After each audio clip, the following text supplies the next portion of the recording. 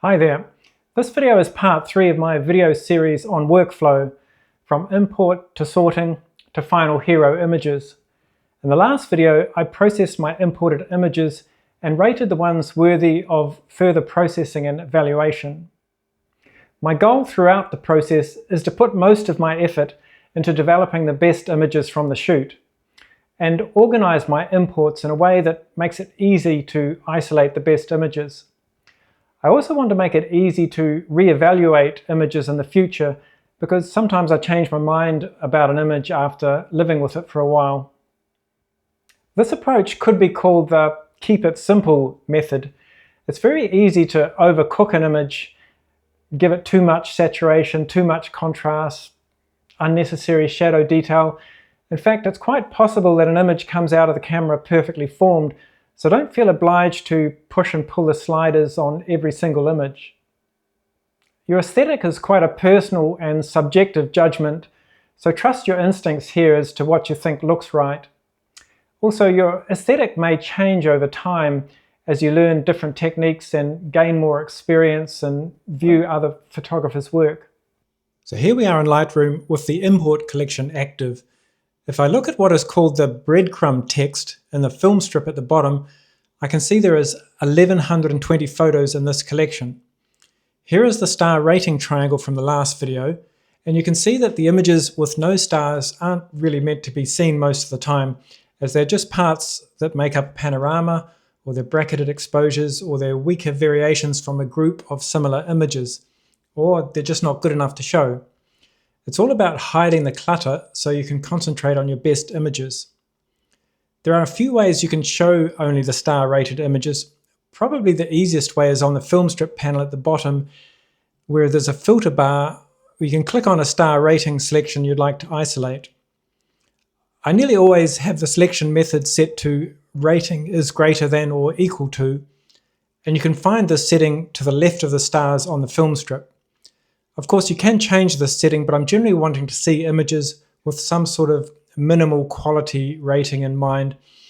That is, show me all images with 1 star or more, or show me all images with 4 stars or more, something like that. My preferred method of viewing the star-rated images is to actually use the filter bar at the top of the Lightroom layout. You show and hide the filter bar by using the / key. I prefer the filter bar because I can easily do more complex searches in this panel. So I hit Shift-Tab to hide all panels, then the / key to bring up the filter bar.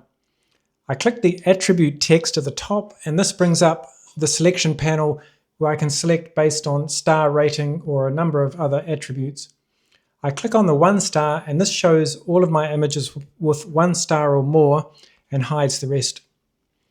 From here, my working method is generally to start with the best images and work backwards towards the weakest. I see I've given some a 3-star rating, so I hit the 3-star button, and that has narrowed it down to 3 images. So with the first one selected, I can just hit the D key, and that takes me straight to the Develop module for this image. Before we start, I'll explain my general approach to developing images. So number 1, deal with the biggest problem first.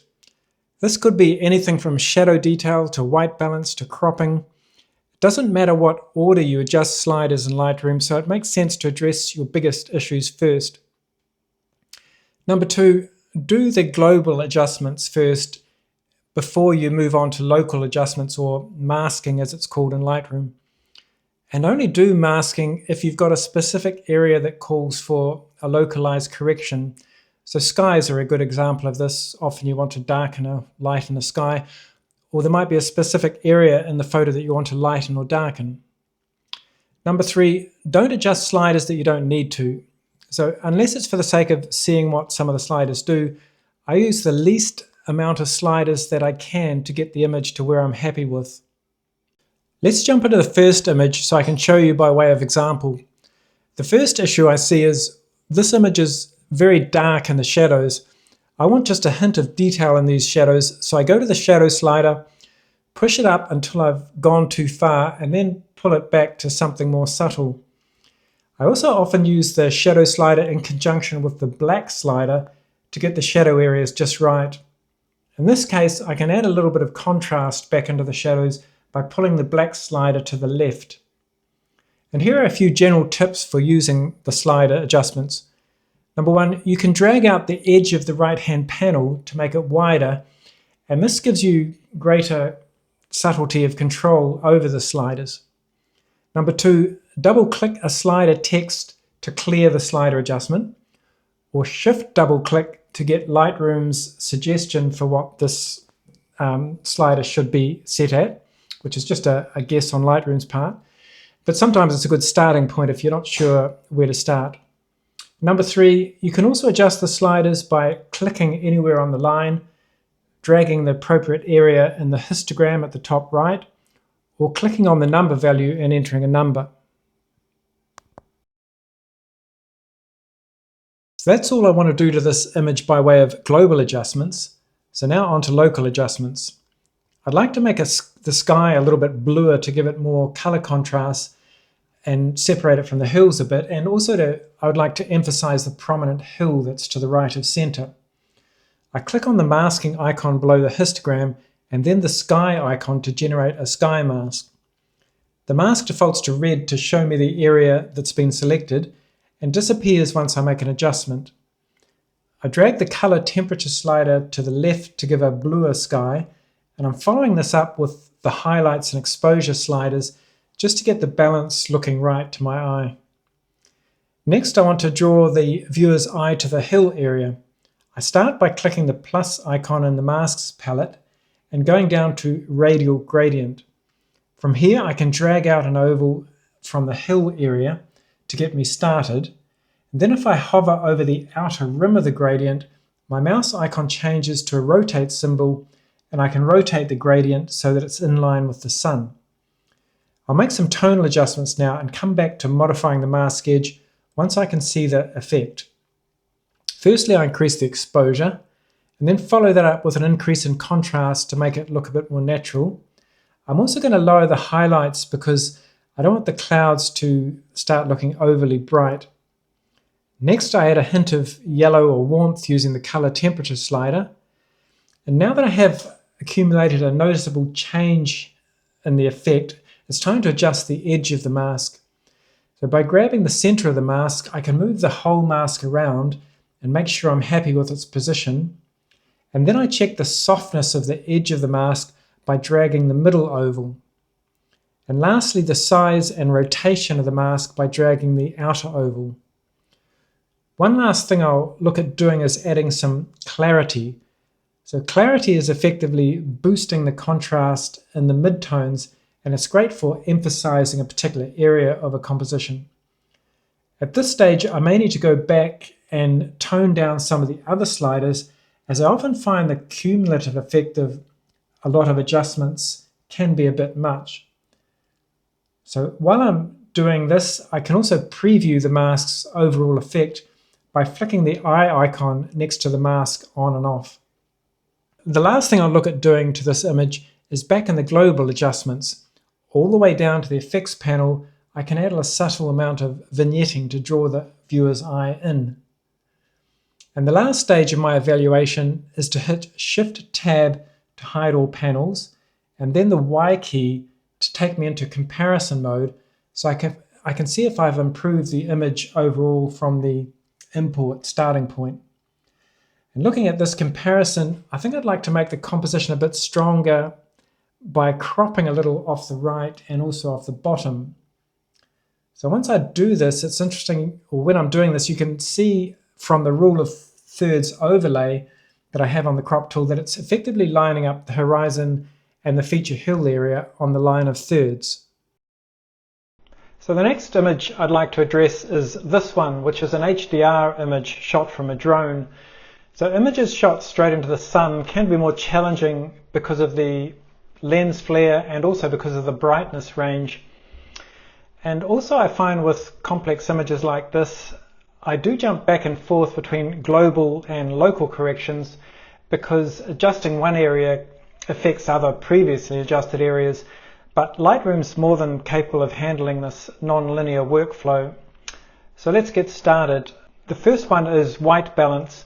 It just looks too warm to me, and I'm going to try Lightroom's automatic white balance checking, which I can do by going to the white balance panel, double clicking temperature while holding down the shift key, and double clicking tint while holding down the shift key. And that gives me Lightroom suggestions for white balance, which is pretty good, quite a good neutral starting point.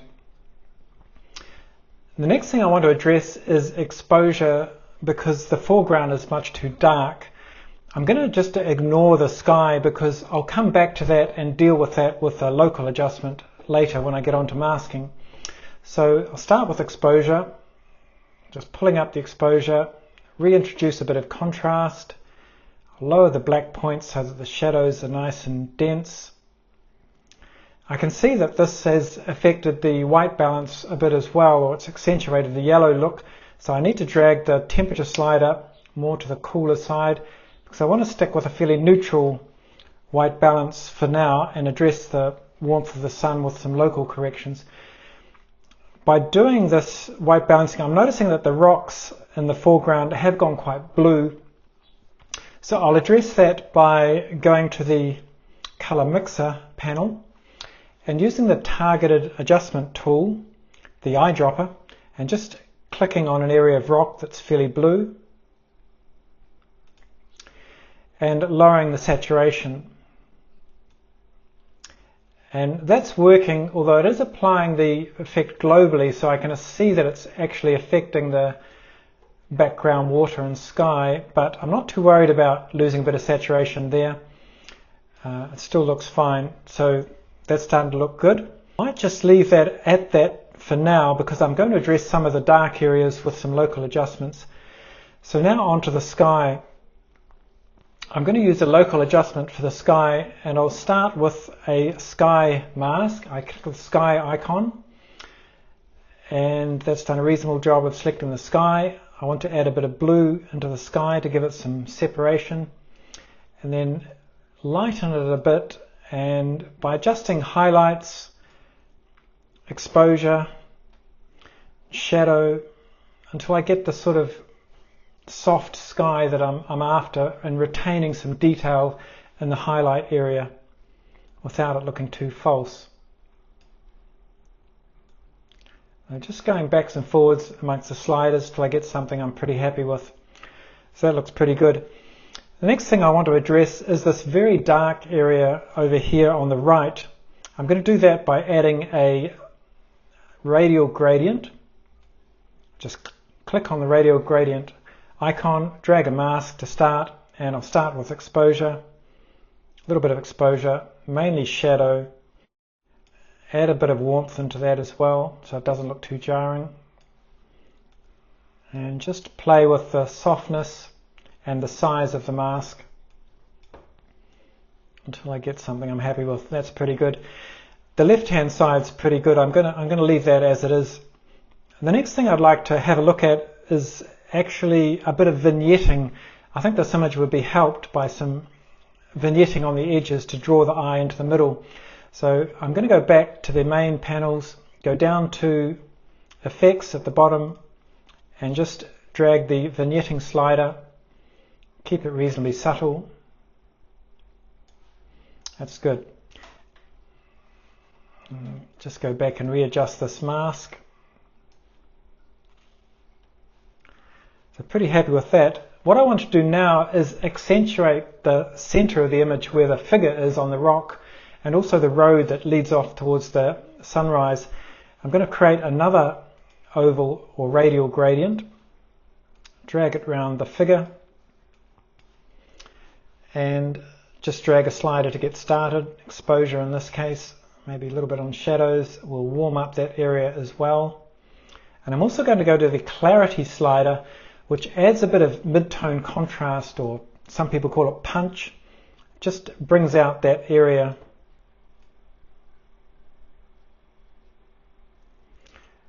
And once I've done that clarity, I may need to lower the other effects just a little bit, the exposure, just so it's not too obvious.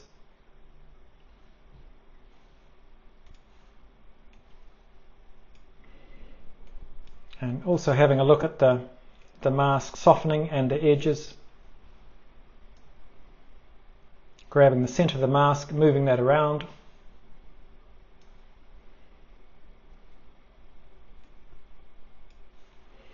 So that's looking pretty good. I'm pretty happy with that for now, and I'd probably leave that apart from this cloud on the right. Let's see if we can fix that with the remove tool, which is the middle one of the top bar there, or you can use the Q keyboard shortcut. So I'm going to drag a fairly big circle and just drag around the area that I want to mask.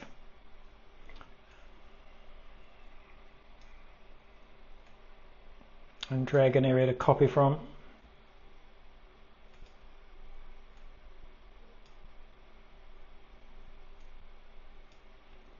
Sometimes if this doesn't work, I may need to leave it for Photoshop, but actually it's pretty good. So I'm reasonably happy with that. And the last thing I want to address is see if I can help this image by a little bit of cropping. So I hit the R key, shortcut for crop. And I just want to take a bit off the bottom and possibly a bit off the side here. That reduces that mucky cloud on the right hand side as well. The last thing is this repeating pattern on the left hand side. I'll hit the Q key to go in the remove tool again and just get rid of that repeating pattern, which makes it a bit obvious. And the last thing I do before I decide I'm happy with an image is hit the Y key, which is compare, and shift tab to hide any panels, and just make sure that I'm happy with where I've come from beginning to end with that image. Pretty happy to leave that as it is for now. Now just a couple of things I forgot to show you on this image. One is what I quite like to do with the masks is go back through them and just flick on the eyeball on and off to make sure you're happy with the adjustment that these local corrections are doing. It's a really good way to just see if what you're doing has gone too far or it's not subtle enough. And the last thing I forgot to address, which I want to show you, is I want to get rid of this lens flare here, which I can do easily by the remove tool. And I'm going to hit the Q keyboard shortcut, use my scroll wheel on my mouse to give me a reasonable size circle, and just get rid of that obvious lens flare there. I'm going to do it in two segments, one for that long bit and one for that bit there. So that's pretty good. It's not completely gone, but it's made it a lot more subtle.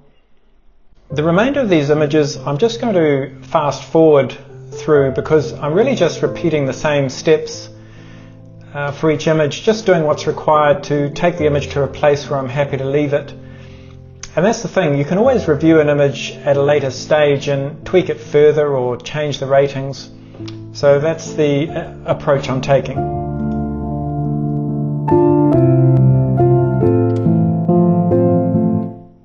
So that's it for developing my selects.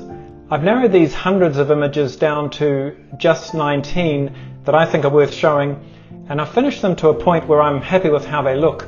And to finish off, I'll step through the before and after previews in Lightroom to give you an idea of what the selected images look like straight out of camera compared to what they look like at the end of my process.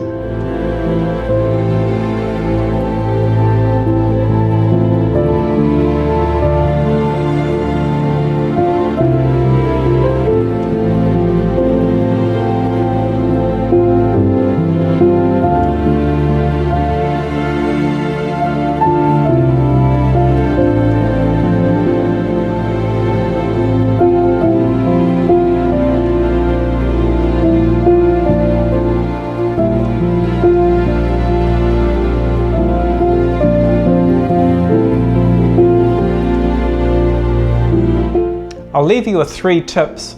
Number 1, when you're out photographing, pre-visualize what you'll do in the final edit. For example, if you're shooting into the sun, you might need to bracket exposures and combine them later to get a good tonal range in the final edit. Number 2, as you learn more editing techniques, it will change the way you photograph.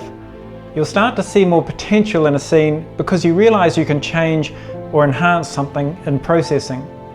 Number 3, don't overwork your images. It's easy to push things too far and make an image worse. So be prepared to keep tweaking an image as you revisit it with fresh eyes. And that's it for this 3-part video series on my workflow process. So number 1, ingest, number 2 was sort, and number 3, this one, is develop. I'll leave links to part 1 and 2 in the description. Thanks for watching. See you in the next one.